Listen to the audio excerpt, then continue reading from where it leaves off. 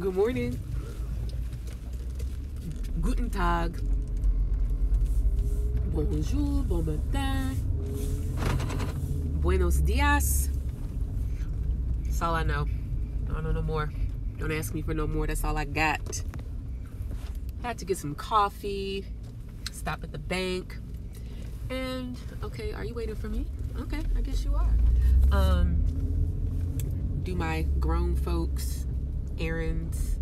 While I'm doing those things, I am talking to y'all. Ooh, look, y'all.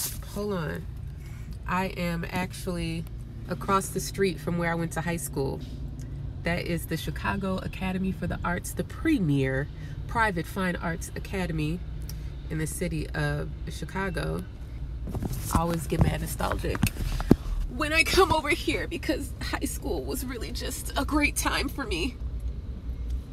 Okay, I'm gonna get it in quick for you, Winter. Yeah, that's my high school. We went to school every day from 8:30 to 4:30. We spent half the day. Oh, and there's one of my high school classmates, Stephanie. Look, Stephanie, look where I am. Look where I is. Anyways, yeah, like we got to do music theater and everything, like every day of our lives. That's one of my classmates, y'all. That was like the best time of my life. I wish I could go back to not going to class and just sitting in the halls my senior year waiting for music, because that's all I wanted to do in my life. Anyways, good morning, guys. Yeah, I'm actually getting my feelings. Chicago is really a sweet place. So today is Monday, September 9th, and we are officially in the Virgo phase of mutable madness 2019 as soon as Venus enters Virgo. And I literally just like posted a tweet on my timeline about the National Oceanic is that right? The National Oceanic Atmospheric Administration. I think that's what it's called, NOAA. Anyways, they are they are beginning an investigation on the scientific integrity of their organization. Like, first of all, I really don't think that astrology gets more literal. Scientific is Virgo. What have I been telling you all? Virgo is the data. It's the numbers. Virgo is the calculation. It's the equation. It's the quantification and classification of the material world. It is finding tangible evidence. It is counting. It is the physics. It is the biology. All of the ways that we quantify and systematize our world. All of those things. And then the integrity part. The integrity part is what is the narrative? What is the standard? What is the value that informs how we count, why we count, what we count, when we count it, and who gets to count it, right? So when we say scientific integrity, what we're saying is who or what is determining the factors that define how and why we count and the measurements that we use. This is so important.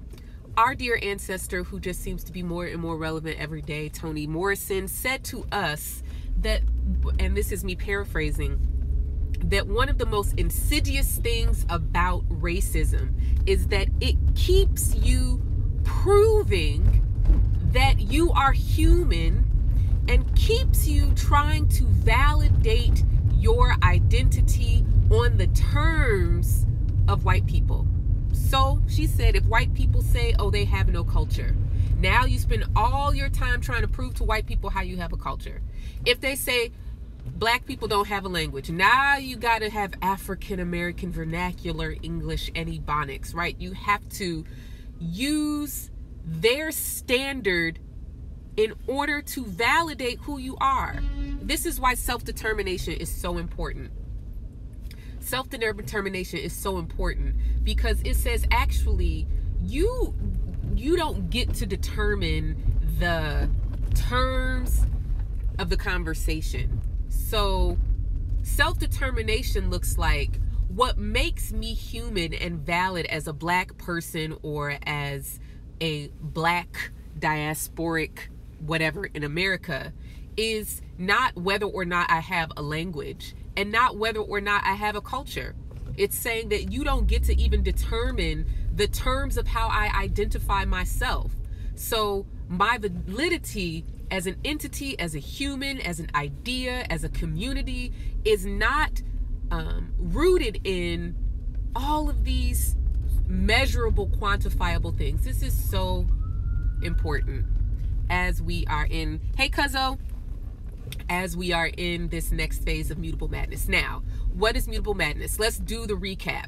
As we know, there's a time and season for all things. There's a time for growth, death, loss, harvesting, conservation, expansion. There is a time for planning, a time for letting your work catch up with you. And when we talk about mutable madness, we are really talking about the what and the why. The what is the words, the what is the numbers, the quantification, the language that we use to name ourselves, the world around us. It is the data that we use as evidence for any particular thing. And then we have the why, which is, but why do we name it that? Why do we speak this way? Why do we use this language? Why do we talk about it in these terms? Why do we communicate in this way, right? What is the narrative, the value system, again, that determines who gets to say what we're counting? Who gets to say, right? So now we're talking about the census, right? That's something that can come up as important during this time. The census, who gets to determine who and what and why is counted, right? Who gets to say, oh, these people are valid or these people are not valid? Who gets to say we're counting this or we're counting that? Who gets to say who, what, when, where, and why? This is so important because we take for granted that certain language is a given, right? We take for granted that data, right, is unbiased, when in fact we have seen over and over and over again with technology, when we create these quote artificially intelligent systems, that the systems are just as racist, just as misogynist, just as anti-Black, just as anti-immigrant as the people who created the system itself, right? So part of what we're witnessing and the conversation that comes up with the Virgo phase of mutable madness, as we're talking about the what and the how, or the what and the why, is that it's easy to want to abdicate oneself from responsibility for harm when it is technology that is executing the harm, right? We think that technology is removing the human factor, when in fact technology is enshrining and calcifying the human factor. And the more that we try to say that our systems that are technology based are devoid of human influence, the more dangerous anti-Blackness, racism, misogyny, misogynoir, anti-immigrant, LGBTQ phobia, right? The more that it becomes dangerous, because now there is a so-called buffer between the people who are inflicting the harm, the people who are oppressing, and the people who are victims of that oppression. So, what does this mean for us personally in our charts? I've talked about Virgo a lot this year. I've talked about Virgo a lot within the context of Saturn in Sagittarius, soon to be Jupiter in Sagittarius, and soon to be this major eclipse in Sagittarius at the end of December of this year. And one of the things that I've repeatedly talked about, and part of the, and I'm not picking on Virgo, right? Part of the reason, dang, my lips are nice. Anyways, part of the reason why I am talking about Virgo so much is because Virgo is so very indicative of our cultural milieu, our cultural zeitgeist at this moment in time. It is the glorification and deification of science and the scientific method. It is the glorification and deification of data, and this idea that data is somehow objective. And I've always quibbled with this definition of objective, because colloquially and collectively we think objectivity means free from bias. But it's important to understand the nuance of that, and that objectivity is not freedom from bias, right? Objectivity is alignment with a very specific bias, right? So in the ideal, objectivity is my personal opinion, my personal perspective, and judgment is not determining this ideally. However, what is the determiner, or the thing against which I am measuring this idea or this decision, is the standard that we have collectively agreed to. That standard that we collectively agreed to, most simply or obviously, is like law, is not free from bias. We know that laws down to very specific details sought to dehumanize and keep Black people enslaved. You cannot read, you cannot speak your language, you cannot play your drums, you cannot, you are not fully human, right? As the 1619 Project is really talking about in so much great detail, is that so many of the systems of American capitalism are rooted in American slavery. From the specific kind of capitalism here, all the way down to management systems and the structure of corporations. This did not begin with the industrialization, during the late 1800s, early 1900s, mid 1800s. This started with American slavery. If you have not read that, I think it's so important for you to understand that the systems we take for granted as, from the way that the management is structured in your corporate job, to how accounting in your corporation is done, how productivity is measured. These are all very Virgo and Capricorn things, but all of these things are rooted in slavery. And so it's so important that we don't overlook these systems without asking why. So when it comes to the personal, specifically for the, I would say, 38 and under generation, we were given a to-do list, a cultural to-do list. You do well in school, stay in school, don't do drugs, right? Perform well, do your homework, get involved in some activities, play sports, pick up an instrument, learn a language, right? And then you're going to go to college. And when you go to college, we'll have jobs for you. And these jobs will give you benefits like healthcare. And these jobs will pay you well so you can buy a house. And then you can get married and start a family, right? This is a very Virgo, these are the steps you take to mature adulthood and, thriving in America, right? 1, 2, 3, 4, 5, 6, 7.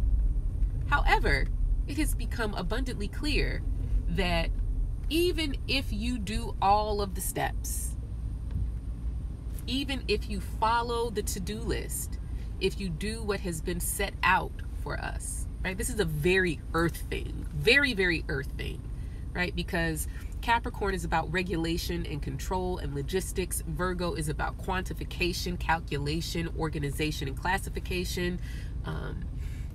And Taurus is about preserving those systems and the order that has been established by Capricorn and Virgo, right?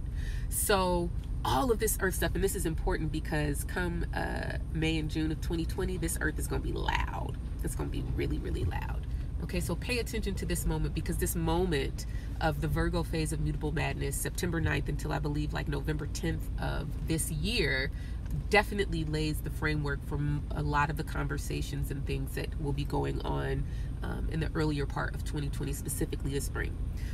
So in our personal lives, we are learning and coming to the harsh reality that you can follow the method, you can use a thing according to its intended function, you can follow the rules, you can do all of the steps, but life is not math. There is no 1 + 1 = 2. You win. There's your home. There's your family. This is like ridiculous. Right? That 1 + 1 = 2 doesn't really work in life. It does not work for relationships. So that leads us to today. Today, Venus enters Virgo. Tomorrow, Mercury enters Virgo. Mars enters Virgo the last week of September. But once we get to the last week of September, all of these planets in Virgo are going to square Saturn in Sagittarius. This is what we're heading towards. This is what's building all this month in September and peaks at the beginning of October. Man, driving to the city is some bullshit.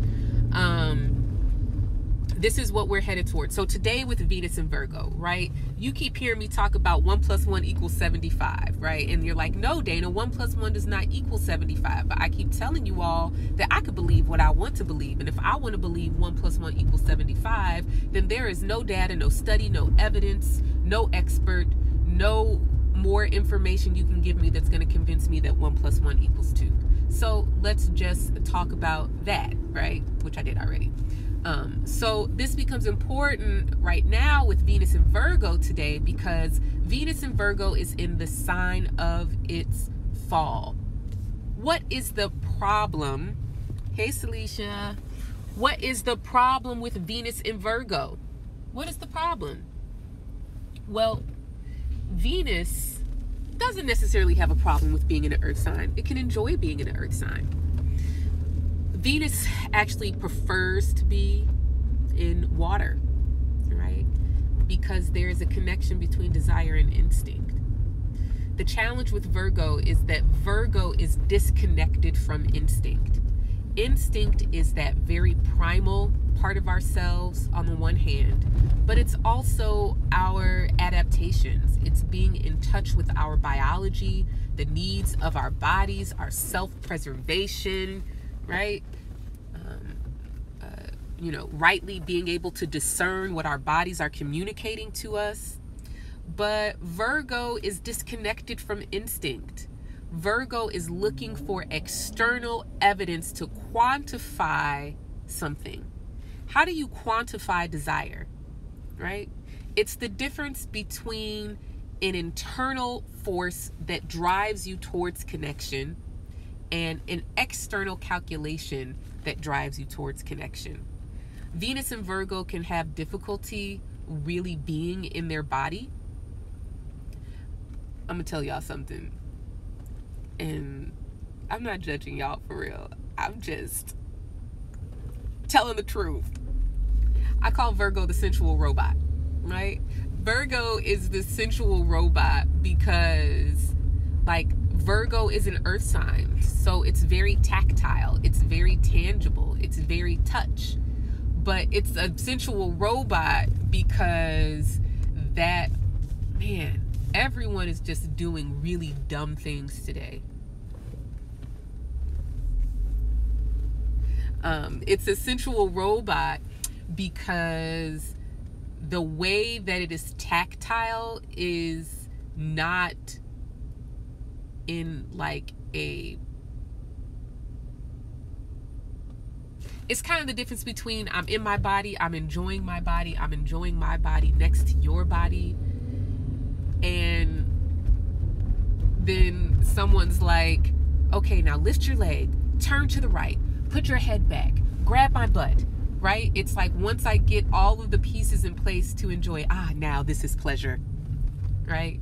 Rather than intuitively going and feeling, you know what I'm trying to say, y'all? So on a more personal level, like this could be the challenge with Venus and Virgo. People with Venus and Virgo can have a hard time. People with Virgo in general can have a hard time getting in touch with their own instinct, their own body, what feels good to them. There is this need for tangible evidence to prove that this, is right or that it feels good. Now, as always, every sign, no matter, if we're talking fall or detriment or, domicile or exaltation or whatever it may be, every sign gives like special talents. So Virgo's special talent is math. Virgo's special talent is language. It's articulating and classifying. I don't know what I'm trying to say. Classifying. It is organizing. It is counting. It is coding. It is technology, and all of these things that are so prominent in our culture right now. So people who have Virgo, they thrive in environments where things are very logical. One of the other things that I'm always kind of quibbling with Virgo, in addition to objectivity, is this idea of the difference between logic and rationality. We use these words interchangeably in our culture right now, but Virgo is logic and Libra is rationality, right? Virgo is 1 + 1 = 2. This is logic. This is reproducible steps to get to the same outcome over and over and over again. Every time you add 1 and 1, you get 2.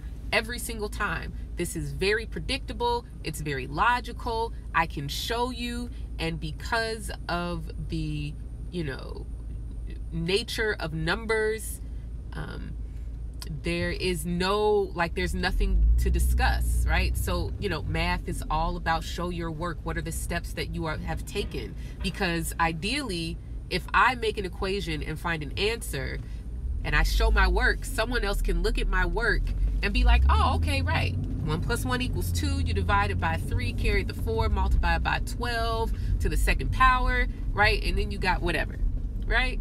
So this is logic. Logic is orderly, it's reproducible, it works the same every time, right? Reason and rationality is something different. Reason and rationality is about your judgment and your capacity to perceive. It is not about the steps that you have taken to get there. It is the value or the standard against which something is measured. So when we're talking about the Virgo phase of mutable madness, we are talking about logic. We are talking about 1 + 1 = 2. According to 34% of white women, right? According to the Quinnipiac poll, according to data recently released by the NOAA, right? This is what we're going to be talking about, this Virgo phase. And we are going to be tussling it out. We're going to be fighting it out about, okay, wait a minute. You say that's what the data says, but why are you interpreting the data that way? Why did you ask that question, right? So one of the ways that we see this manifest sometimes is that when there are clinical drug trials, there are not enough Black people involved in those clinical trials to make a definitive judgment about whether those drugs are safe or effective for Black people, right? So we're relying on science that is inherently biased. Who gets to determine the question? Who says that this is the question? Who says this is what we're measuring? And what's their bone to pick, right? This goes back to the work that we've been doing with this Leo stellium. And praise all the stars today. This Leo stellium breaks up today with Venus leaving Leo and entering Virgo. I don't really think that I've been happier. Maybe I was happier when the Cancer stellium broke up, but I could deal with some Virgo. I like Virgo. Virgo's my favorite, right? But this is what we're dealing with, right? Virgo wants to make things black and white. Numbers are black and white. Again, 1 + 1 = 2. What is there really to debate about? The debate is about why are we counting apples and why aren't we counting mangoes? Oh, dang. You can't enter Lakeshore Drive at this time. Life don't want me to run my errands today. They just want me to sit and talk to you, right? So why are we counting mangoes and not apples, right? I want you to think about this as you're consuming news, as you're consuming data in your work. Who gets to determine the question? Who is the question asker, right? We take for granted that the question is a given. It is not a given. Someone's identity, someone's religion, someone's political, whatever, someone's value system said, this is the question we are going to ask. This is the data we are going to collect. This is how we're interpreting this data. This is the hypothesis that we are making, and this is why we're collecting this data. In your own life, where are you confusing yourself with the machine? You are not a machine. You do not have an intended function. The challenge or the friction and tension that exists between Virgo and Sagittarius on an essential level is about earth versus fire. Earth is conforming, it's adapting. Earth is just trying to figure out how to function with the way things are. And this is not because of, I don't want change, I hate change. Part of surviving and thriving and adapting is that I understand the tools on hand and I understand how to count them, how to measure them, how to use them, etc., etc., etc., etc. Right?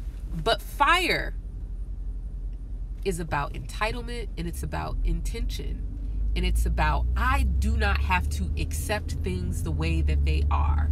I am entitled for my presence, my actions, right, to have an impact on the world around me.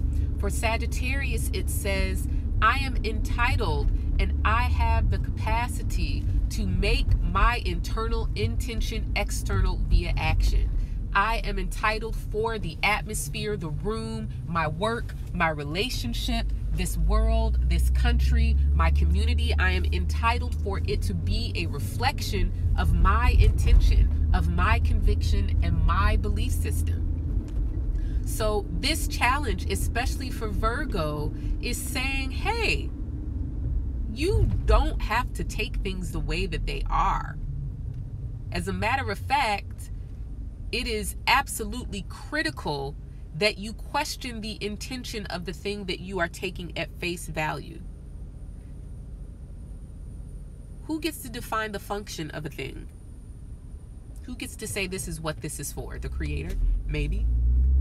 But I can come along and say, I'm not going to use this hammer to drive nails. Actually, I'm going to use it to smack somebody across the head. Right? Not the intended function, but hey, I could do what I want to do. Right? Now, that's a really extreme example, but you get my point. Right? So, one last thing. In whatever country you are, we should be paying attention to numbers.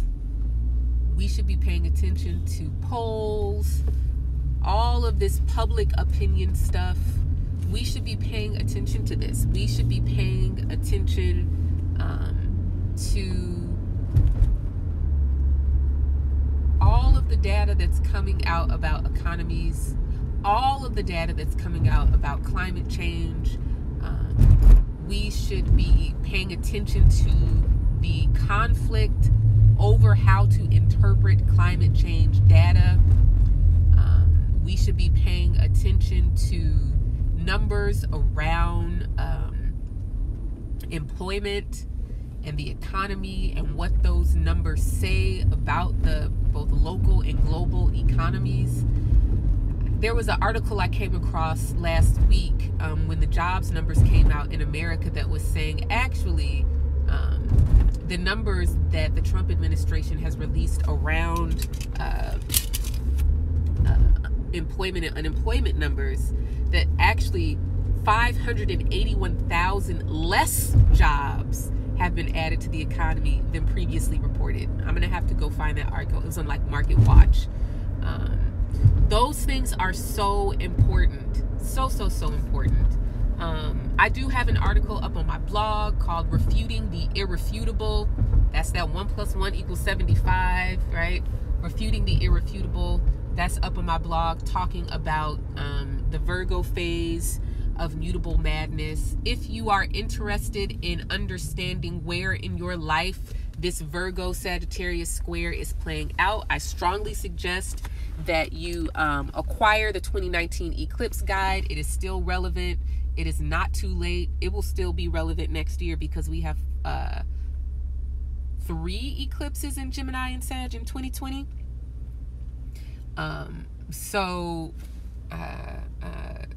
Yeah, in the 2019 eclipse guide, I talk about integrity and accountability. I actually published this in November of 2018. So prescience is my job. That's why I'm called the People's Oracle. But I talked about integrity and accountability, and I talked about redefining truth. What is truth? What is true? What is factual? What is honest in a both personal and collective sense? We really are getting to the nitty-gritty about lying, right? So I suggest you get the 2019 eclipse guide. You can download it from my website and get to work on that. I also suggest that you book the forecasting and predictions reading. We can talk about the eclipses and where this massive Sagittarius stellium is happening. Virgo phase of mutable madness is also the 3rd stellium of the year, so that's going to be Sun, Moon, Mercury, Venus, and Mars all in Virgo at the new moon later this month. And then the last stellium is this solar eclipse in Sagittarius with Sun, Moon, Mercury, Jupiter, and Saturn all in Sagittarius. This is unprecedented. There is no other time in history where Jupiter and Saturn have been in modern history, modern American history, where Jupiter and Saturn and the Sun and Mercury have all been in Sagittarius at a solar eclipse. There is no other time. We are living in unprecedented times on Earth, in our societies. Yes, societies have collapsed before and all of this stuff, blah, blah, blah, blah, blah, but this is an unprecedented moment. So I suggest you book the forecasting and predictions reading. 2 other announcements to be made. Wednesday, I will be doing my full moon tarot divination. And let me tell y'all, this full moon Aquarius is some bull yak. The moon at a full moon is opposed to sun.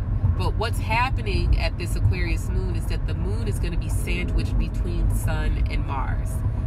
So that's one of, we would kind of call the moon besieged in that condition, besieged by malefics, because it's caught between the fire of the Sun and Mars, which the precedent that's been established for those kinds of configurations are often shootings and violence. So, I'm not trying to scare y'all. Y'all don't need to be scared. The reality is the reality. It is what it is. Yeah. But I'm going to do my full moon tarot divination on Wednesday. And then the last thing that I want to say is that I am offering gifts, readings, right? So if you go to my online store, shop.thepeoplesoracle.com, or just go to thepeoplesoracle.com and click shop, you can actually purchase a reading for a friend that way. Some of you guys have purchased reading for like your friends and family members through my website, and that's okay too. But like if you actually wanted a gift, that you can give, you can purchase that through my website, and I'll send you a code that you can gift to your friend, and they can book their reading. Yeah, that'll be great for the holidays, but birthdays anytime as well. With that being said, thanks for tuning in, guys. I'm gonna finish running my errands, and I'm gonna get on Twitter and tweet this weekly forecast with all this Virgo, and yeah. Hope you guys enjoy your Monday. I will put this on YouTube if you're just catching the end of this or you missed it. Okay? Bye.